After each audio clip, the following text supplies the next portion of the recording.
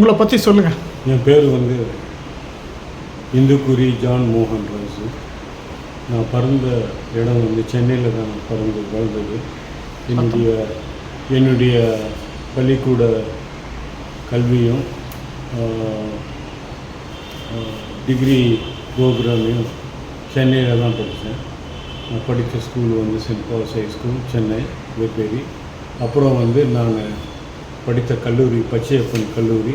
அப்புறம் மெட்ராஸ் லா காலேஜில் என்னுடைய பிஜிஏல முடித்து அப்புறம் வந்து நான் இறையில் கல்லூரி பெங்களூரில் போய் சேர்ந்தேன்.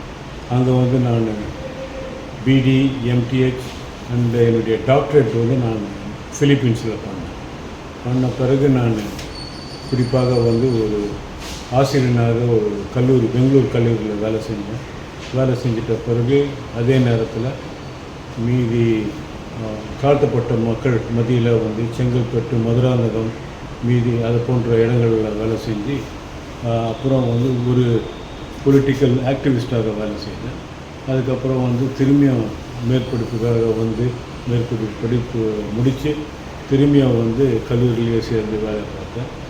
இதன் மத்தியில் வந்து தான் எனக்கு பல விதமான அனுபவங்கள் கிடைச்சது.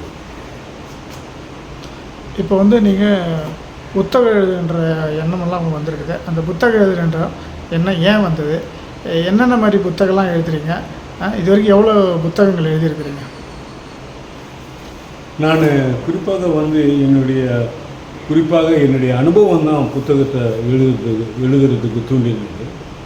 அனுபவங்கள் இல்லாத நம்ம புத்தகம் எழுதுனா வெறும் நான் லைப்ரரி உள்ளே போய் 4 சோறு மத்தியில் புத்தகத்தின் மத்தியில் ஏதோ ஒரு சில விவாதங்களை எடுத்து சில கட்டுரைகளை எடுத்து ஏதோ குறிப்பாக வரி ஸ்காலர்லி புக் எழுத முடியும். ஆனால் அனுபவத்தோடு நீங்கள் எழுதுனீங்கன்னா அதனுடைய வெளிப்பாடு வந்து வேறு மாதிரி இருக்கும். ஆகையால் அனுபவத்தின் அடிப்படையில் நான் எழுதுறது தான் முக்கியம் நினச்சி அதுவே எனக்கு ஒரு தூண்டுதலாக இருந்தது. அடுத்தது வந்து உங்களுடைய அனுபவத்தை வந்து எப்படி வந்து அகாடமிக் ஃபார்மேட்டில் நம்ம மாற்ற முடியும், இதை வந்து தான் நான் அடிக்கடி இது பண்ணி இதுதான் மீதி எழுத்தாளர்களுக்கும் ஒரு ஆக்டிவிஸ்ட்டு அகாடமிக்காக இருக்கிறவனுக்கும் உள்ள வித்தியாசம் இதுதான்.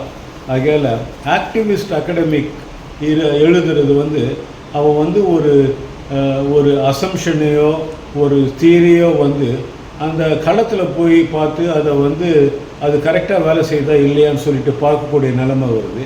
ஆனால் வெரி ஆம்சேர் அகாடமிக் என்ன பண்ணுறான்னா வெறும் ஒரு லைப்ரரியிலையோ ஒரு ரூம்லேயோ உட்காந்து அந்த புத்தகத்தை சில இதை வந்து ரெஃபரல் பாயிண்ட்டை வச்சுட்டு அவன் எழுதிட்டுருக்கிறான்.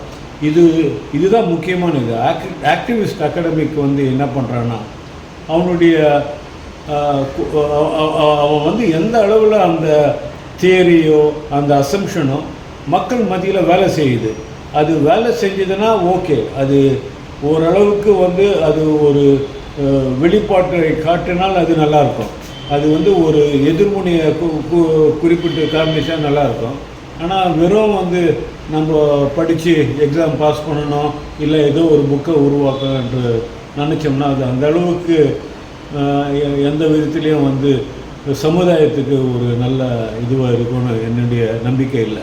ஆகையால் என்னுடைய அனுபவங்களை வச்சு அதில் வந்து அதை வந்து ஒரு கருத்துக்களாக மாற்றி அப்புறம் ஒரு புத்தகமாக கொண்டு போனால் அது நம்மளுடைய வருங்கால சந்ததிக்கு நல்லா இருக்கும் என்ற குறிக்கோள்.